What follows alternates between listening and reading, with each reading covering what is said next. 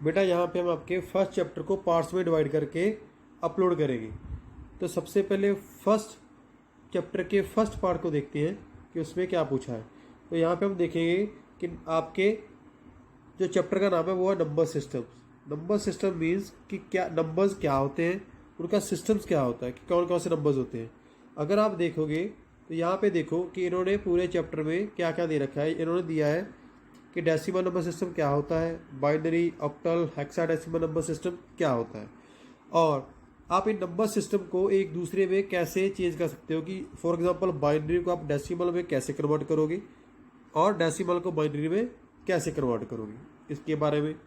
और computer arithmetic क्या होता है, इसके बारे में। ये सभी टॉपिक इस चैप्टर में दिए गए हैं। इन सभी के बारे में हम वन बाय वन डिस्कस करेंगे। तो सबसे पहले आप देखो कि नंबर्स क्या होते हैं। इन्होंने लिखा है you use numbers to perform different calculations to make calculation easy, different number systems are invented. आप कैलकुलेशन करने के लिए नंबर्स को यूज़ करते हो मैथमेटिकल वे में। जो नंबर्स होते हैं इनको बोलते हैं नंबर सिस्टम, और आपकी कैलकुलेशन को ईजी करने के लिए इन नंबर्स को इन्वेंट किया गया ताकि आपकी कैलकुलेशन आसान हो सके। ठीक है, क्योंकि अगर आपको पता होगा तो पहले फिंगर्स पे गिनते थे, ठीक है, और स्टोन्स की मदद से हम काउंटिंग करते थे। बट उसको इजी करने के लिए इन्होंने क्या किया, इन्होंने नंबर सिस्टम को फाइंड किया। और ये कितने तरह के होते हैं, ये होते हैं 4 तरह के। यहाँ पे इन्होंने इस चैप्टर में दिए decimal, binary, octal and hexadecimal. ये क्या होते हैं इनके बारे में हम आगे देखेंगे। सबसे पहले हम देखेंगे decimal number system. Decimal number system क्या होता है। डेसिमल नंबर सिस्टम में सबसे पहले देखो कि 10 डिजिट्स होते हैं, ठीक है, 0 से लेके 9 तक।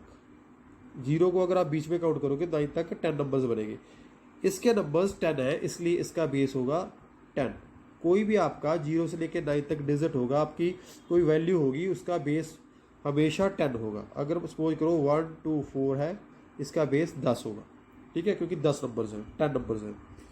और इसको क्या बोलते हैं हम, इसके अलावा अगर आप इसको पूरी स्टेटमेंट को पढ़ोगे तो यहाँ पे उन्होंने लिखा है कि इसको नोटेशन भी बोलते हैं, पोजिशनल वैल्यू नोटेशन भी बोलते हैं। पोजिशनल क्यों बोलते हैं, पोजिशनल वैल्यू से क्यों बोलते हैं। अगर आपसे पूछे कि डेसिमल नंबर्स को और क्या बोलते हैं, बोलोगे पोजिशनल वैल्यू नोटेशन। पोजिशनल कैसे, जैसे सपोज करो आपने लिख दिया 1 2 3 4, तो ये पूरे सभी नंबर्स एक किसी ना किसी पोजीशन पे है। जैसे आप फर्स्ट नंबर को क्या बोलते हो, वंस, ठीक है, दूसरे को क्या बोलते हो आप, टेंस, ऐसे तीसरे को हंड्रेड्स, थाउजेंड्स।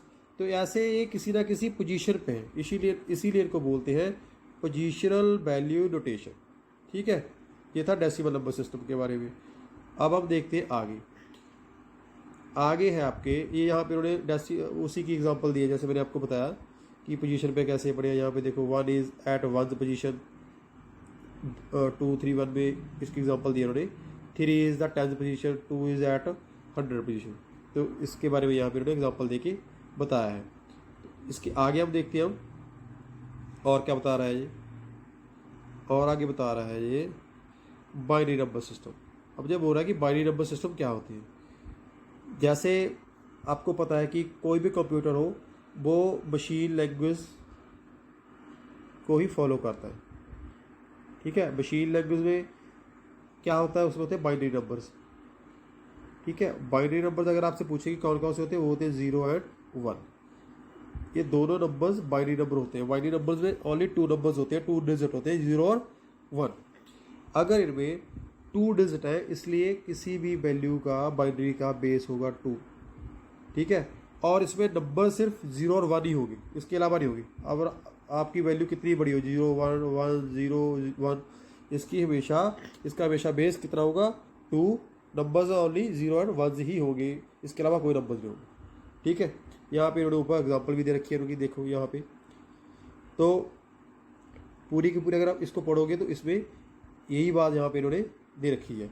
इसके अलावा आप कंप्यूटर की लैंग्वेज में क्या बोलोगे, अगर यहाँ कहीं पे 0 है तो उसका मतलब होता है ऑफ। ठीक है, अगर 1 लिखा है तो उसका मतलब होता है ऑन। आपने इतना याद रखना है, 0 को ऑफ बोलते हैं, 1 को ऑन बोलते हैं। बेस होता है 2, नंबर होते हैं 0 और 1। आगे देखो, आगे रखा है इन्होंने octal number system. Octal number system क्या होता है, ऑक्टल में होते हैं 8। ठीक है।